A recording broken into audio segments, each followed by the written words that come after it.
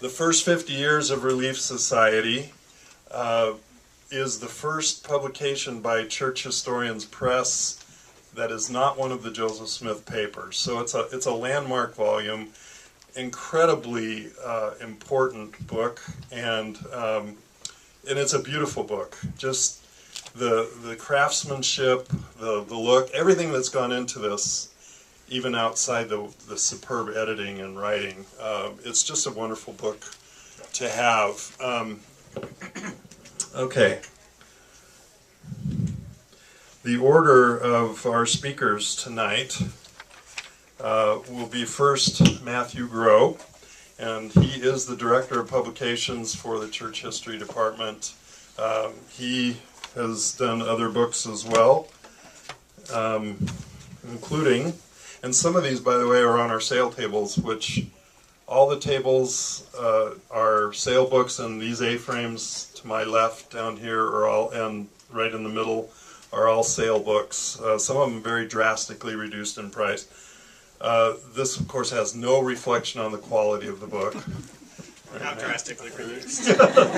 This one's not too drastically, but some of them on the tables are drastically, and some of them it can reflect on the quality of the book, but mostly it doesn't. This one is an exception. This is the Parley P. Pratt biography that Terrell Givens and our very own Matt Grow here did. He also did Liberty to the Downtrodden, Thomas L. Kane, Romantic Reformer. Also on our sale table, but not drastically reduced. Second, Karen Cornwall Madsen, professor. And I'm thinking, I'm just learning, is it emerita? Is that the proper? Wow, I guess, is emeritus the male one? We don't want to do that then. History at BYU. She has been contributing to Mormon history for a long time and is well known to most of you here. And we're excited to have her with us as well. She did An Advocate for Women, The Public Life of Emmeline B. Wells, and many, many other publications, many articles. She's a contributor to many anthologies, Mormon history and biography. Her bibliography is very impressive. And then third, Jill Mulvay Derr. I've known her also for a long time. We go way back to my Deseret Book days. And in fact, weren't you just Jill Mulvay when I first met you? Probably, yeah. She is one of the authors of Women of Covenant, which of course was the Story Relief Society that was done a number of years ago. She is also one of the luminaries in Mormon history and women's studies in the church. A very impressive person, very bright, and we're just so happy to have her here as well. And then Kate Holbrook is I guess specialist in women's history for the church, and she works for the Church History Department. And she is, I think she's one of the rising stars. The others are supernovas, and no black holes, no red giants. But anyway, they're all so important to the Mormon history scene, and we're excited to have them with us tonight. So we'll go in that order. And what have I left out? Anything? Could I possibly think of anything else? So I'm going to now turn the time over to Matt Grow, and he wants to use this newfangled technology stuff, and we'll see how it works. So Matt will be the first. So if we can get you to just stick that in your pocket or somewhere. Let's see how this. Let's test it and see how that sounds. Okay. Okay, hopefully this will get some images to pull up here.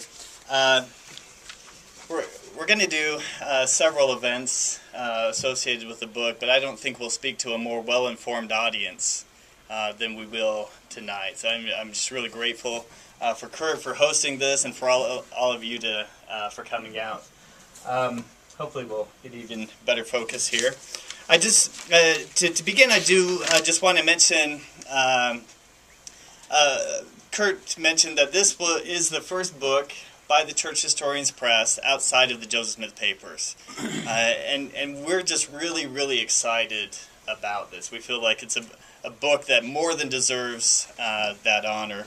Upcoming this year, we've got a few other books as well. I'll mention in a couple of months we'll have another book in our Joseph Smith Papers document series in May, and then in September we'll publish the Council of 50 Minutes as part of the Joseph Smith Papers as well. And we're also working on more women's history projects with the Church Historians Press as well. We're working on a book of women's discourses throughout the history of the church that we hope will also make an important contribution in the future. Okay. So this book is a documentary history. It's a book centered around documents, and I want to show a few of them to you tonight. This is the Nauvoo Relief Society Minute Book, given to Eliza R. Snow at the commencement of the Nauvoo Relief Society.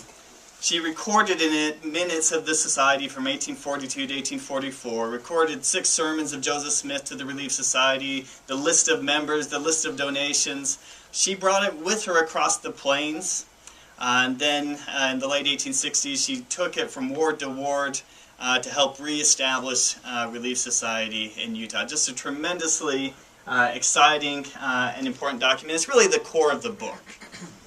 But we added 77 other documents to it. What did we miss? Sorry. So, many other documents in the book. This is Eliza R. Snow's My Father in Heaven, as it was first published in 1845. You know it as Oh My Father. One of the great things about the documents of the 19th century Relief Societies, we get a real sense of the charitable work that occurred. So this is a ledger from an Indian Relief Society. By that, it meant a relief society that was organized in the 1850s to organize charitable work for American Indian tribes. And this is a list of donations. This is a really fantastic minute book. This is from Cedar City in the late 1850s. In 1856, when the society was organized, the secretary called for some paper. And at the next meeting, women brought paper. And then she stitched it together in a book, bound it between 2 pieces of pasteboard, and covered it with wallpaper that she had brought with her from England. So it's just a real treasure. Many of the documents come from the Woman's Exponent, the newspaper published from 1872 to 1914 by and for Latter-day Saint women. Contains a lot of reports of relief societies, particularly as it began to spread throughout the American West. And then we have documents as well from Hawaii and England. You'll meet in the book a lot of people. Some will be very familiar to you, like Emma Smith, of course Eliza R. Snow, Zina D.H. Young, the 3rd General President of the Relief Society. Others you will meet as some of you may know already, some of the leading figures in 19th century Mormonism. This is Sarah Granger Kimball, who helped begin the Relief Society in Nauvoo and was a prominent figure all the way through the time period of our book. Here we have Mary Isabella Hales Horn, who was prominent in lots of women's organizations in the 1800s, served as a Ward Relief Society president for over 40 years, and did lots of other things as well. You will, yes? We actually have a counselor in the church's Relief Society presidency in honor day, Sister Clyde, who's right. Sitting here with us. Well, we should recognize Sister Clyde, absolutely. Did you... you will meet some men's voices in the book as well. We have a sermon from Franklin D. Richards, who was married to the first Stake Relief Society president, Jane Richards. Just a tremendous discourse that he gave, calling for women to participate more in public meetings. You'll meet women that you've never heard of, like Priscilla Merriman Evans, who was the Spanish Fork Secretary, kept the minutes in that group. Here we have the Salt Lake City 13th Ward Relief Society presidency. A young Emmeline B. Wells is included in that photo. You'll meet Emma Anderson Lillenquist, who was set apart as a Relief Society midwife and then delivered over 1,000 babies in Hiram, Utah. There are certain themes in the book that we tried to bring out. There are themes that really come out in the Nauvoo Minutes and then continue throughout the book. One is the centrality of the temple to women's lives, both the centrality of building temples and the centrality of temple worship. So here's the Nauvoo Temple Sampler, made in 1846. Another theme is of charitable work. This 14th Word album quilt symbolizes that. Of course, the album quilt was meant to be handed down, and as it was handed down in this family, it was split into two to satisfy various portions of the family, but brought back together for this photograph. The book demonstrates the Relief Society's involvement in the economy. Here, of course, there was a great movement to build Relief Society halls, from which many Relief Society stores operated in the late 1800s. And you see the expansion of Relief Society throughout the book. This is a banner from a July 24th parade. It's about 4 feet by 8 feet. And it says that... oh, this is really bad. I don't know what's going on here. Sorry. Yeah. Okay.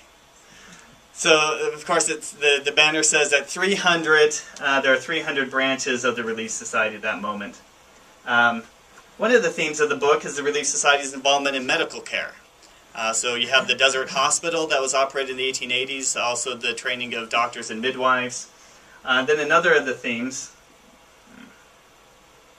is the Relief Society's involvement in the national women's rights movement. So here you have a payment of dues to the National Women's Rights Association. One of the things I wanted to point out is that we're all thrilled that you are book lovers and will have a copy of this book on your shelf, but we've also made an effort to put it all online for free. So there's a new website, churchhistorianspress.org. It already has about a quarter of the book's content, all the introductions to the major sections, the complete Nauvoo Minutes, and we just hope it's a resource that can be really used in teaching and personal study and future histories that are going to be written. This is how the Nauvoo Minutes appears there. One of the exciting things about this book is that there's about 2,000 names of women and men that appear in its pages, because there's a lot of lists of members, of donations, really a sort of a complex world that it represents. In an average volume of the Joseph Smith Papers, we have about 200 names we've got to track down. So just a question of scale and figuring out all those names. And actually we have two missionaries here, Sister Spilsbury and Sister White, who were part of a team that tracked down all 2,000 of those men and women.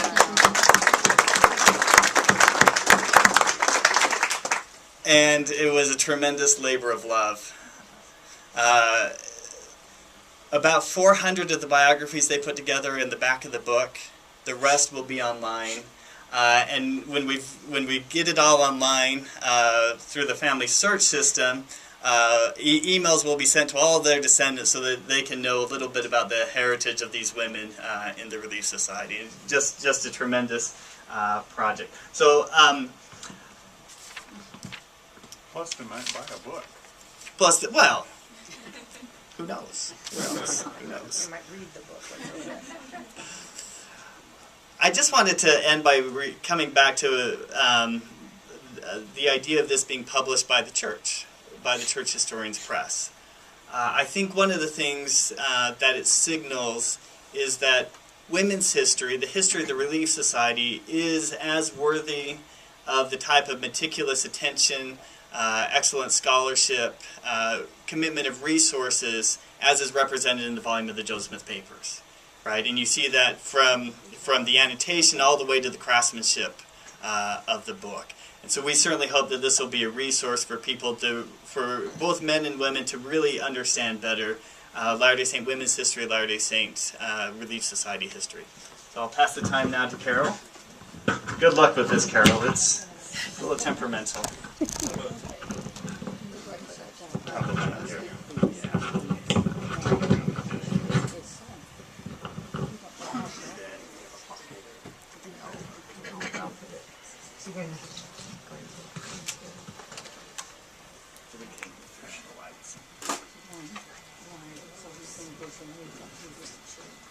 could probably close up on her more.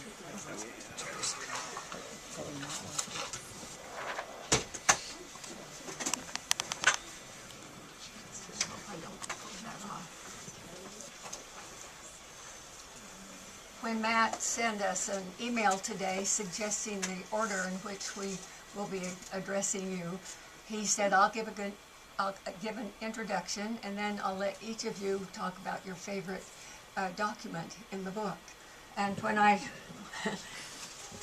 want to show you my favorite documents, there just are no favorites.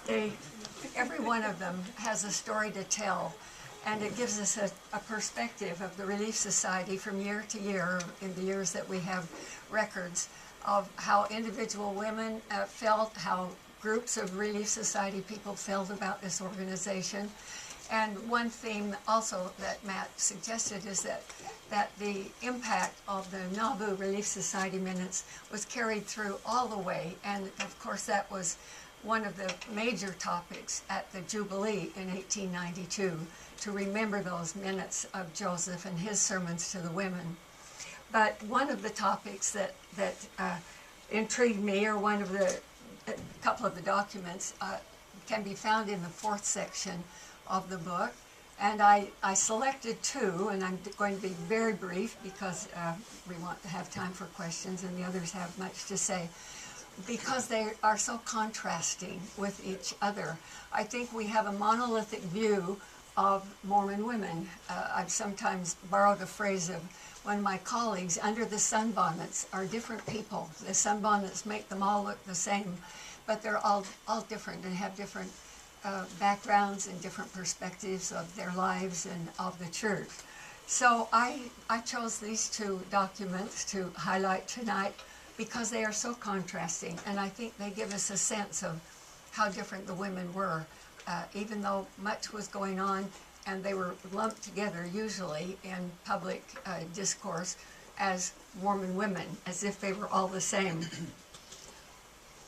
The first one has to do with the public activity of some Mormon women, particularly those in the Salt Lake City area, and those who were prominent in the Relief Society, the leaders of the Relief Society, those who were very active in the suffrage movement, and so on.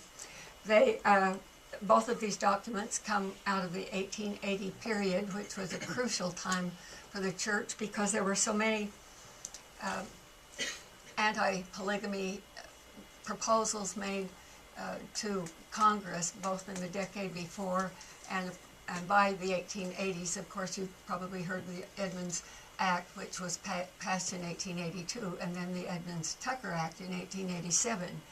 And the thing about these proposals and these acts that Congress finally passed that is important to me is how the women responded to these things, because they so impacted on their personal lives as well as their public lives as well. So I chose this one document, which, and I Xeroxed it out of the book so I wouldn't have to hold the book out, but it's the second of the indignation meetings that the women held when they wanted to protest against what Congress was doing. The first was in 1870 when some of the earliest anti-polygamy legislation was being debated in Congress, and the women met together to simply support the church, to support their way of life, and it was quite amazing the response that they got from the national press at how articulate and organized and well-spoken these women were in that indignation meeting. Well, this was another one in 1886. It had followed the Edmunds Act, which had made it possible for federal officials to arrest wives of husbands who were being sought after because they had plural wives, and they were interrogated in ways that women felt were completely inappropriate for them. And they were very indignant about the way the federal officials talked to them and the way they treated them, and the kinds of information that they were asking. So that was one reason for the indignation meeting. The other was that the Edmunds-Tucker Act was then being debated in Congress, and it was even more stringent, of course, than the Edmunds Act, because it would be taking away the vote not just of polygamous wives, but of all the women in Utah. And this, of course, raised the ire of the national suffragists, who could not, they could understand that maybe polygamous wives might lose the vote as part of the punitive measures of the Edmunds Act. But why should non-polygamous wives, whether they're Mormon or Gentile, be deprived of the vote? So this was another concern, plus all of the other handicaps that would be presented to the church if the second act, the Edmunds-Tucker Act, were passed. So this indignation meeting was protesting what had happened with the Edmunds Act and what was going to happen if the Edmunds-Tucker Act passed. And so we have in the tabernacle in Salt Lake City, it is the tabernacle, isn't it? Yeah. And sometimes they met in the assembly hall or the theater. The women under, you saw her picture, Isabella Horn, one of the great ladies that somebody needs to write a biography about. If you're looking for a project, look her up. She's a great woman. Eliza R. Snow was not at this indignation meeting, so Mary Isabella Horn took charge of the meeting. And many women spoke, just as they had done in the 1870 indignation meeting, protesting these indignities against law-abiding women. They felt they were still law-abiding despite the Edmunds Act. And later on, because not all women were able to speak, these talks that they gave and the whole proceedings of that particular indignation meeting were compiled into a 91-page pamphlet. And that would be a wonderful thing to read, to get to know the women and what they had to say. But some of their talks are included in the book. So at the end of the meeting, Romania Penrose proposed that they write a memorial and have it taken to President Grover Cleveland, expressing some of the thoughts that they had expressed in this meeting. And I'd like to just read a few of those to you to give you an idea of how articulate these women were, what they were protesting against, and how they made their feelings manifest through these words, and done so in a very orderly way of writing a memorial. Many of them had not had experience in addressing Congress by writing, or certainly the president. So it's a beautifully written document, and it's all included in the book. But this memorial begins, whereas the rights and liberties of women are placed in jeopardy by the present cruel and inhuman proceedings in the Utah courts, and in the contemplated measure in Congress to deprive the women voters in Utah of the elective franchise.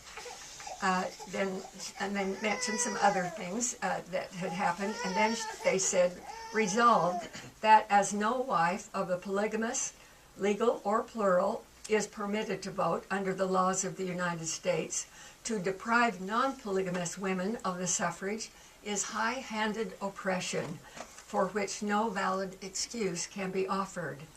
Another resolution, resolved that the questions concerning their personal condition, the relationship they bear to men, marked down as victims to special law, and the paternity of their born and unborn children, which have been put to women before grand juries and in open courts in Utah, are an insult to pure womanhood, an outrage upon the sensitive feelings of our sex, and a disgrace to the officers and judges who have propounded and enforced them.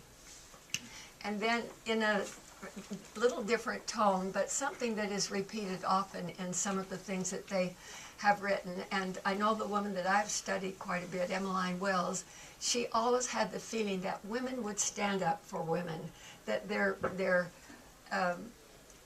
what their common biology, their whatever it is, their natures, that would somehow put their support of other women, regardless of all the impediments there might be or differences between them, they would still support one another. And she often talked about uniting women in the same cause, whether they were Mormon women or otherwise.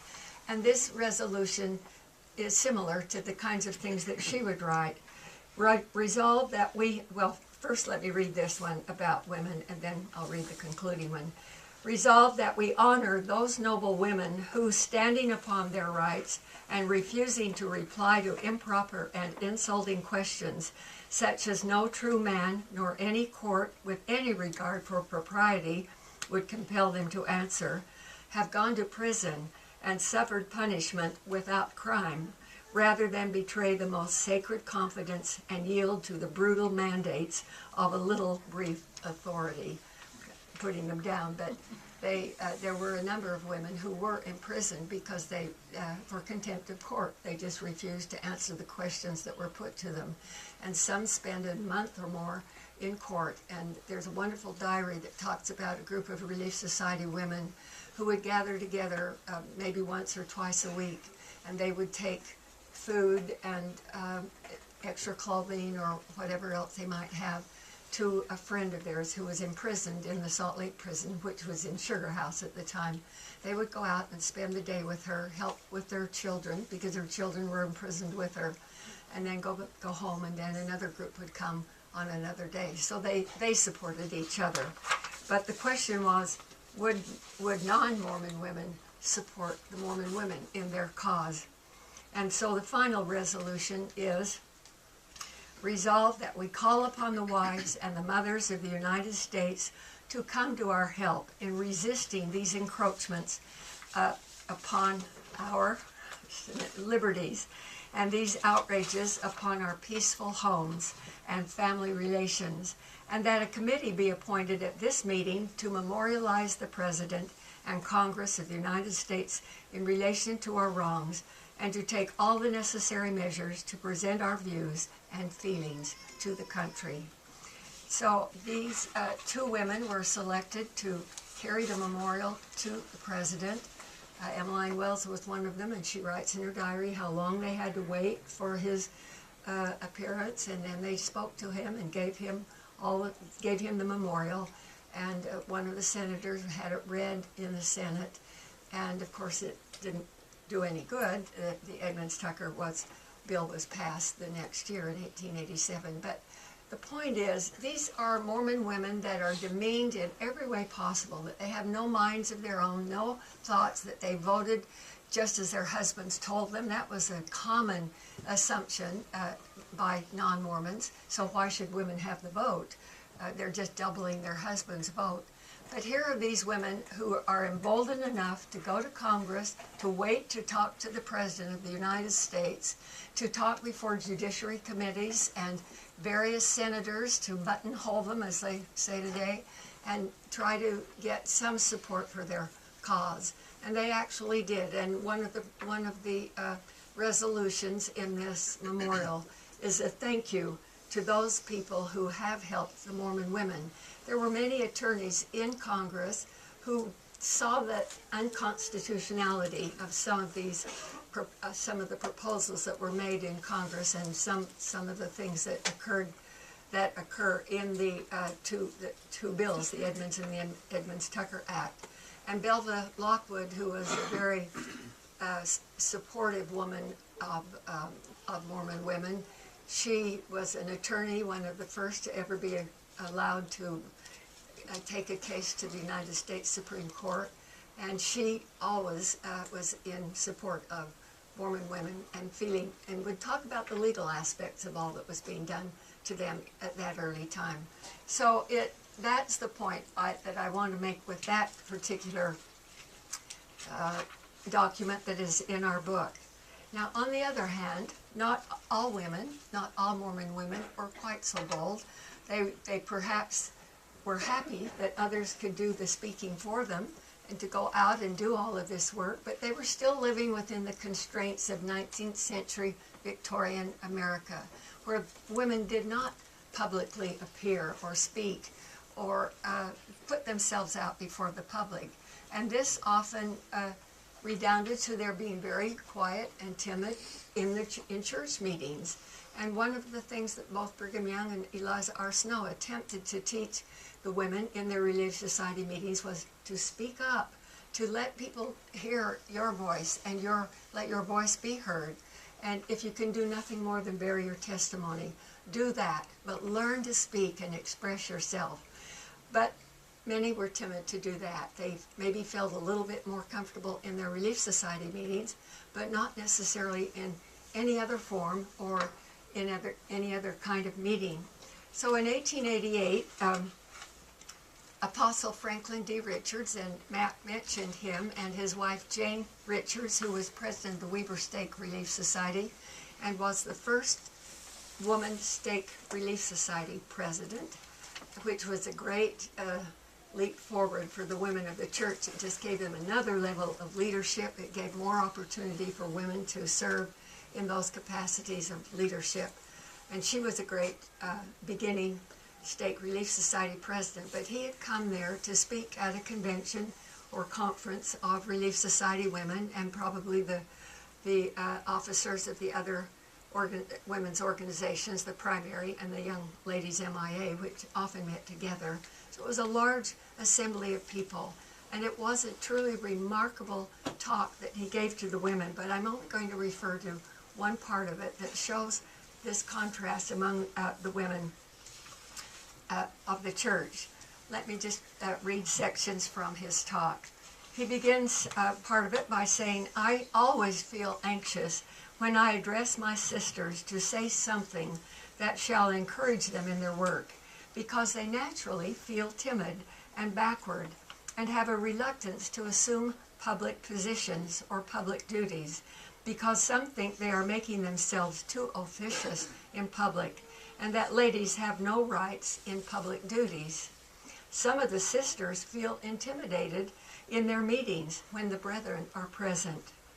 Every now and again we hear men speak tauntingly of the sisters and lightly of their public duties instead of supporting and encouraging them."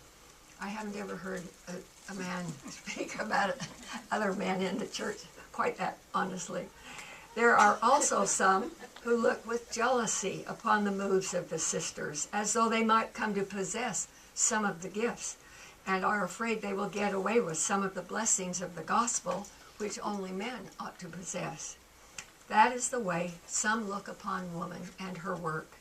They don't like to accord to them anything that will raise them up and make their talents to shine forth as the daughters of Eve and Sarah, but have feelings of envy and jealousy, and instead of dealing open-handedly with them, tell them to go forward and do all the good they can. It seems as though they would like to keep them back and not let them do anything more than is really necessary. I am sorry to see this feeling. Is it not more honorable for a king to rule over a wealthy and noble race than one reduced to poverty, ignorance, and serfdom? Is it not more honorable to preside over a nation that is enlightened, intelligent, and enterprising? Is it not much more glorious and honorable to preside over those who are full of faith, who are active in good works, and who are filled with the power of God? Certainly it is. I know that many are afraid to go ahead and do anything without instructions for fear they may do wrong, and they thus are prevented from doing many things that would materially assist the cause for fear they may do wrong. Sisters, do right. When you desire to launch out and do right, do so, and God will sanctify your labors to the good of your sisters and also to the good of the brethren." And finally, he just talks about the Relief Society. This is a great work. It is a vast auxiliary. It is one of those things spoken of in the scriptures as a help to the government of the kingdom of God. Your organization is just as important as any other in the church outside of the priesthood.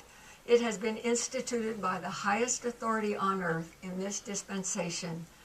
It was appointed and established by the prophet Joseph Smith in Nauvoo. I am glad that there are some here today who were there at that meeting and who listened to the instructions of the prophet of God. And at the rest of the meeting, he refers and actually reads from the Nauvoo Minutes and Joseph Smith's sermons to the women of the church to give them that self-image that would embolden them to be as certainly as active as some of the sisters in Salt Lake or in other communities where there were women who were willing to step into public and make their voices heard. And the Woman's Exponent, by the way, was one way I think that many women were able to express themselves when they would not do so maybe publicly in person. Well, I won't take any longer, but I think these examples, as well as many others in the book, show how the Relief Society sisters use the Relief Society, even in instances when it's not a Relief Society matter, but they use it for the support and encouragement that it can give. And then we see through the documents how they confronted the Gentile world, the Gentile world close at home in Utah, but also the broader sphere outside as they encountered women in these national associations. And all of them were expected to do their part. So I hope that you read these documents in that fourth section, and I've only alluded to a few of the statements, but I think it will give you an indication of just how varied women were in the church. They were all different levels of experience and in activity, but all were needed, as Joseph Smith had said. Everyone is needed. Thank you.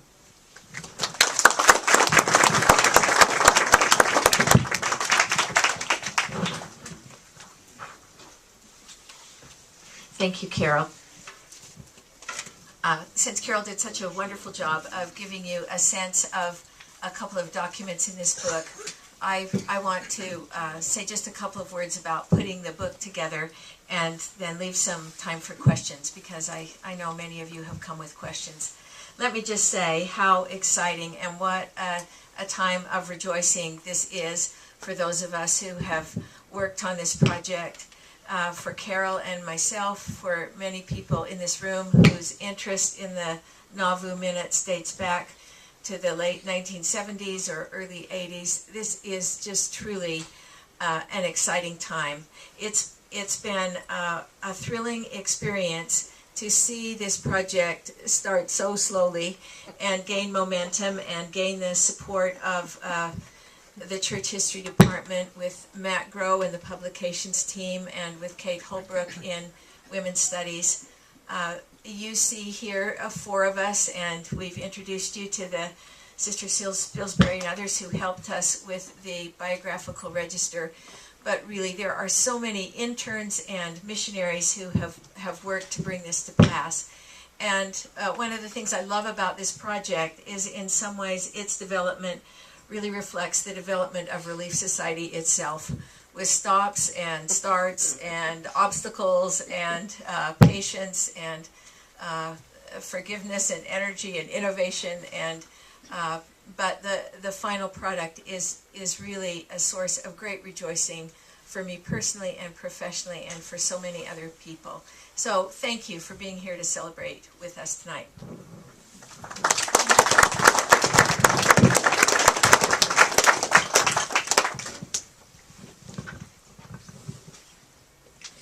I want to give you a brief hint. Hopefully you're getting a sense for how each document really opens a whole world of meaning and understanding and history and lived religion. I want to introduce you to Emma Lillenquist, who was a midwife in Hiram. In the 1870s, Brigham Young and Eliza R. Snow really were encouraging women to go east to become doctors. And so this started to happen. And in 1887, Emma Lillenquist, who was in her mid-20s, was called by her bishop to become a midwife. So she went to Salt Lake City and studied for 6 months with Dr. Margaret Shipp, who was one of these women who traveled east. And she became a midwife, and at the end of her training, several apostles, she doesn't say exactly how many, set her apart for this, what would become a lifelong calling. So when we look at her reminiscence about this period of her life, we see what was going on with medical training, We see how she conducted her life on a day-to-day basis, how she and her neighbor helped each other to make soap, and when the neighbor's son set the barn on fire, how they rescued the chickens, and then the little eggs hatched all day because of the heat. We get all of these really little glimpses into a life lived specifically and well. Well, Emma delivered over 1,000 babies in Hiram, Utah. And another thing that we get when we look at her reminiscence is a sense for how sweet she was and how strong faith was in her life. She also did some faith healings when she would do everything medically she could do and was waiting for a doctor to come. Sometimes she would bless and heal the women that were that she was tending to. So I'll leave you just with a few words that give you a sense for her sweetness. She says, "Sometimes an anxious mother called to see if I could treat one of her children," so she wasn't only delivering babies. "Or someone else might have a nervous spell and would ask me if I would just come and sit by their bed and assure them that they were all right and all was well." So we would like to open up to questions now and hear what you have to say.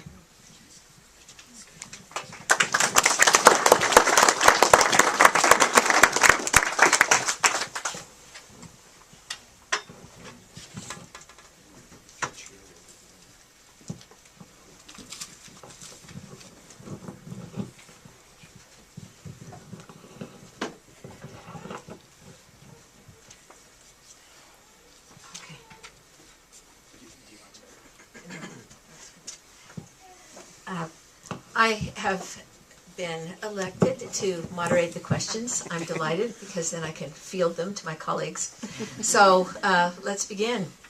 Yes. You alluded to the starts of looking at the minutes back in the 70s. I wonder if you talk a little bit about how getting access to that and changing attitudes related to that and has played out.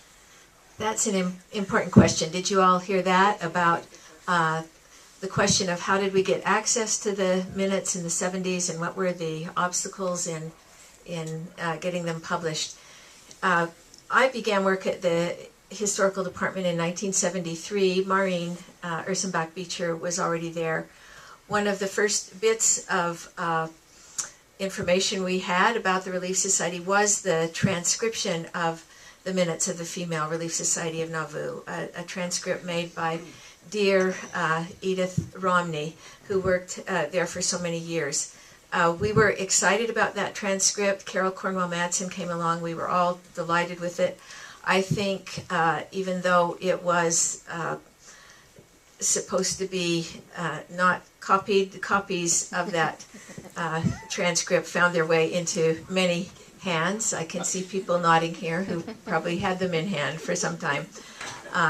So they were quoted and used, but there was reticence about getting them published. And I think you'll, as you read through them, you see that there are potentially challenging issues to address. The question of women healing, questions about the relationship between priesthood, the authority of priesthood offices, and women's authority. So it's taken some time to find the right moment and the right situation. We live in a more transparent age. We have so much more information available. We have a much enlarged church history department with researchers, and it's also, I think, the decision to include other documents in the minutes up to 1892 let a series of documents speak for themselves. And we feel that that's one of the great strengths of this book, is that we've tried to step back and provide information and let the documents speak for themselves. Do you want to add anything to that, Matt? I don't remember the 70s very well. No, that's great. Carol or Kate? Another question. Yes, in the blue shirt. There seems to be some disagreement over when the Relief Society was disbanded. I know some think that it was disbanded in March of 1844 by Joseph Smith, some in 1845 by Brigham Young, so I'd be curious to hear your perspectives on that. I'll let Matt take that question. I gotta repeat it. I really should have agreed to be the moderator of the questions. So the question is when was the Relief Society disbanded in Nauvoo? Was it disbanded in March 1844 under Joseph Smith, or was it disbanded in March 1845 under Brigham Young? And certainly we just try to lay out the narrative as the documents tell us. There's no document indicating that Joseph Smith disbanded the Relief Society.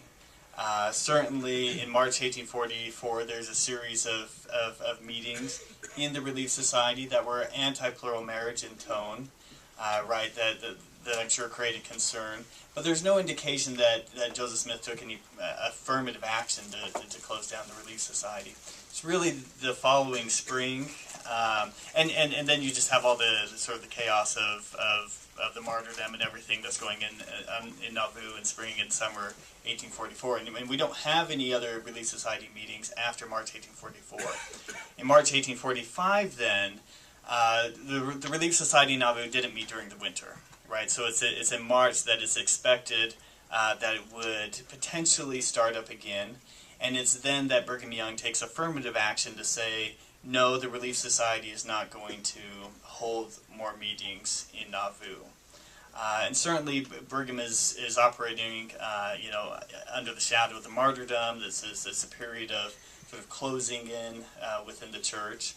And he says some very hard things about the Relief Society, as you'll see in a couple of the documents that are featured. It's also a period in which other church activities are being closed in as well. A month later, Brigham Young calls for an end to missionary work in General Conference. Right, so it's a period in which there's sort of increasing emphasis on the physical protection of the saints, preparing for the truck-less, and those sort of things. So the position we take in the book is just to try to lay out the narrative as we see it in the documents, and it seems that it's clear that it's really in that March 1845 that there's affirmative statements that the Relief Society won't meet anymore in Nauvoo. Does that help? Yeah, thanks. Okay. Thank you. There was a question at the back. Yes. Carrie. I'm not sure who this is for. This is about the original, the Eliza R. Snow minute book. Mm-hmm. Do we understand correctly that book contains the original minutes and that there's nothing that precedes that? The question was, does the Eliza R. Snow minute book contain the original minutes, and is there nothing before that?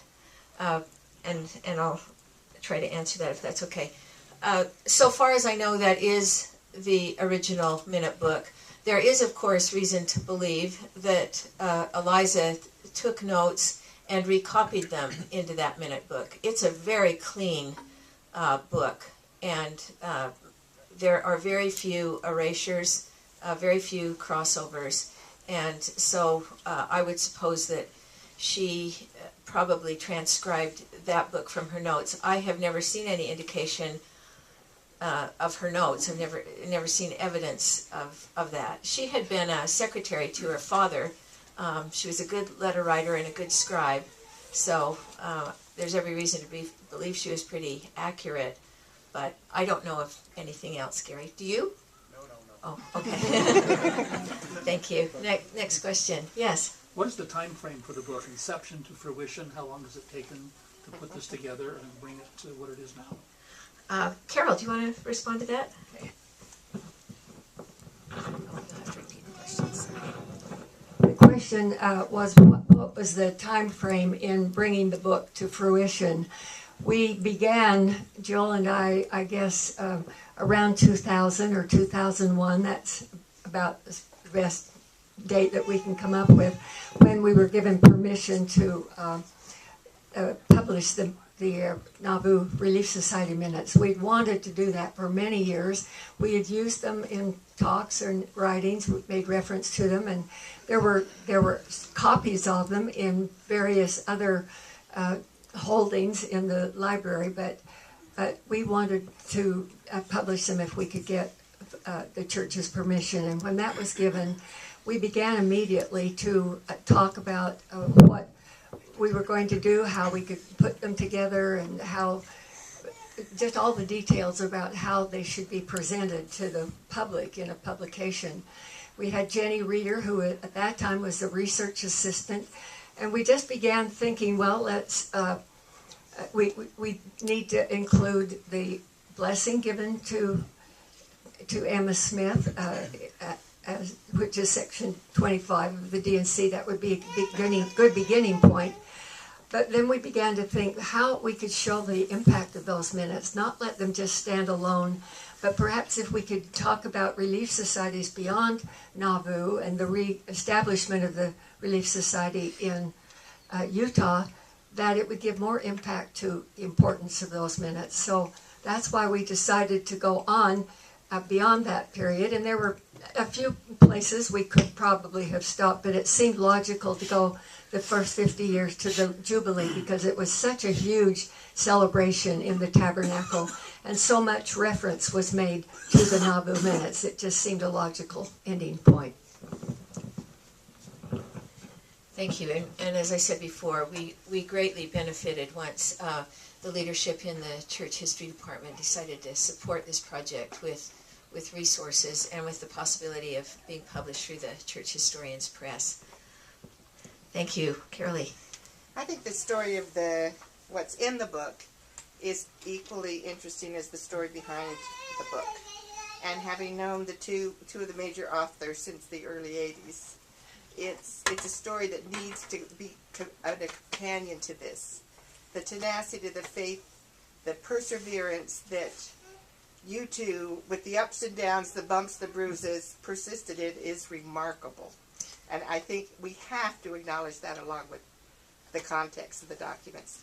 Now, saying that, no, I can't repeat that comment. So. Go ahead.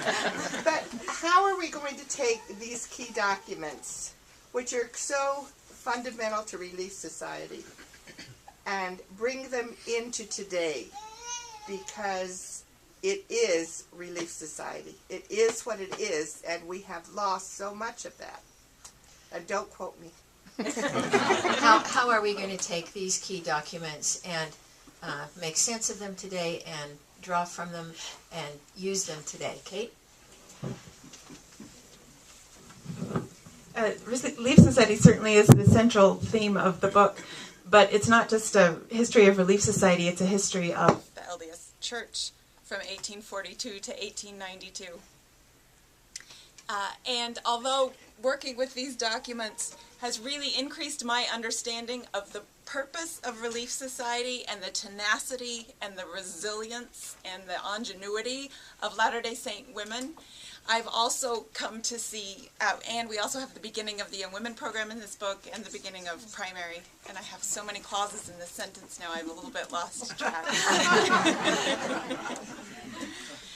But let me say that this book is really important to all of us to understand, not only for Relief Society, although it certainly can invigorate your feelings about participating and the possibility of Relief Society, but really important in just understanding the everyday life of Latter-day Saints during that same 50-year period. And as far as what do we do with these documents now, read them. Read them, and when you teach a lesson, use these documents. And if you haven't bought a book, I understand not buying a book, but within the next within the next 18 months, all of this book will be online. So if you want to search digitally, or you'll have that resource for you as well. So teach from it, read it, preach from it. Since it's from the Church Historians Press, is there any chance it's going to be integrated with the official curriculum? I hope so. It's not my stewardship, but I certainly hope so. I will say that one of the things that we hope the documentary editions, the Joseph Smith Papers, and the Relief Society book do is to provide that solid base of scholarship and understanding from which manual writers and others can draw for the history. So we would never anticipate that this book would be the curriculum, but we would certainly anticipate that just as the Joseph Smith Papers are being integrated into the curriculum, that this would also be a resource, and we're certainly very hopeful that will happen. Thank you. Let me just do a time check with Kurt. We're okay. Okay. All right. Yes. 1, 2. I'm curious, things like this just don't happen that the book has been written and appears under the auspices of this press. I'm wondering about what's happened over the last couple of years that has led to that decision, who made the decision, what kind of support there is for it. We've talked about the long period of energy and struggle to get it ready. What happened to get it published in this way? The question is, what factors or what events or decisions led to the publication of the book in this form under the auspices of the Church Historians Press? I just think that's it's a complicated story, and the book presents is complicated. I want to make that point again and again. As you see these women working toward establishing their relief societies, they meet with resistance, they overcome obstacles, and I think knowing that story is in part what gave us the incentive and faith to go on. The book came with me from the Smith Institute of Church History when many members of the Institute moved to the Church History Department in 2005. At that point, I had some administrative responsibilities, and I could not really seriously begin work on it until those were completed. And then my first priority was the poetry of Eliza R. Snow. So that was the first thing to finish, and that wasn't done until 2009. So it really was after that that I turned my attention back to this book. Carol and I, with the help of Jenny Reeder, got a draft together that was presented to the Church History Department leadership. And Rick Turley, I remember a conversation with him. He said, you know, this is good, but it's too important to go forward like this. It needs further annotation. It needs to be scrubbed up in the sense of accuracy and research, like the Joseph Smith papers. It is so important that it needs that kind of commitment. And it was after that point that the group I like to call a cast of thousands came aboard to really look in depth at these individual documents. People like Chad Folger and Brian Reeves, superb interns. Kate came aboard and took on part of this, Janelle Higby, and in the end, Matt, or from the beginning, Matt really assisted once it became an official project. And then our superb editor, Eric Smith, took this after it had been to internal reviews and reviews by external scholars, and really forged the introductions into the smooth piece they are. So it is the work of many people, and these minutes deserve that kind of attention. That's part of what we rejoice in. Good question. Thank you. I'm sure that this is answered probably in the book, and I look forward to it.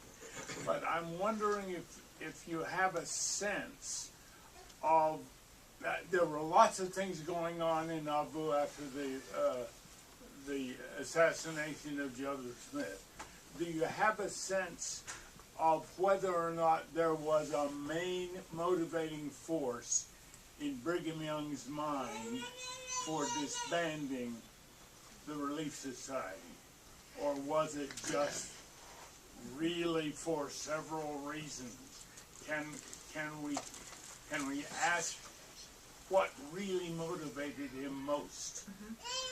Was there a single factor in Brigham Young's decision to disband or suspend the Relief Society in 1845? I'm going to say a little something, and then I'm going to see if someone else wants to add to that. I think one of the stories we've tried to illuminate in this book is the conflict over plural marriage in Nauvoo as it related to the Relief Society and to Relief Society meetings. And one of the difficulties as we tried to pull this apart that we could see is that because plural marriage was introduced confidentially in Nauvoo, it resulted in different people having a totally different knowledge about and understanding of plural marriage. So we have members of the Relief Society who were engaged in plural marriage. We have members of the Relief Society who knew nothing about plural marriage. We have Emma Smith in the Relief Society who opposed plural marriage. So at in March of '44, when a set of circumstances led to the discussion a discussion within the Relief Society of a public denouncement or denial of plural marriage. It set off a series of discussions in Relief Society that apparently was pretty volatile. And that discussion seems to have fueled the flames of dissent and contention that were already brewing in Nauvoo with respect to plural marriage. That's a beginning. That's a short description of a very complicated circumstance. I don't think there's a single. I mean, it's just a very complex story, right? I mean, part of it is disputes between Brigham and Emma as president of the Relief Society. Part of it is this perception of the role that the Relief Society had played in the tumult over plural marriage. Part of it, I think, is just this closing in. I mean, there's a lot of fear in Nauvoo in the spring of 1845. Fear of internal dissidence, fear of external opposition, and I think you just get this kind of cauldron of a variety of factors. I think we've got time for one more question. All right. Great.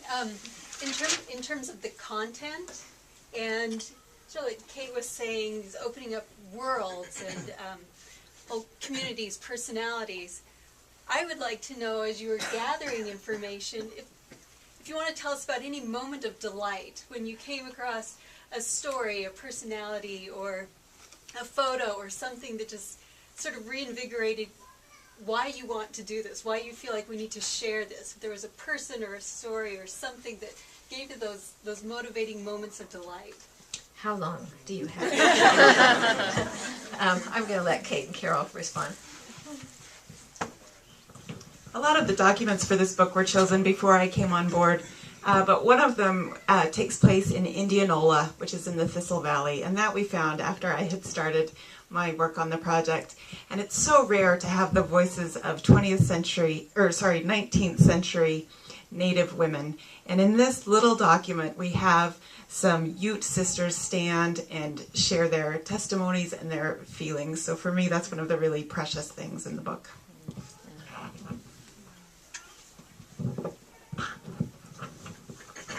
Well, my interest was, to begin with the minutes themselves from Nauvoo.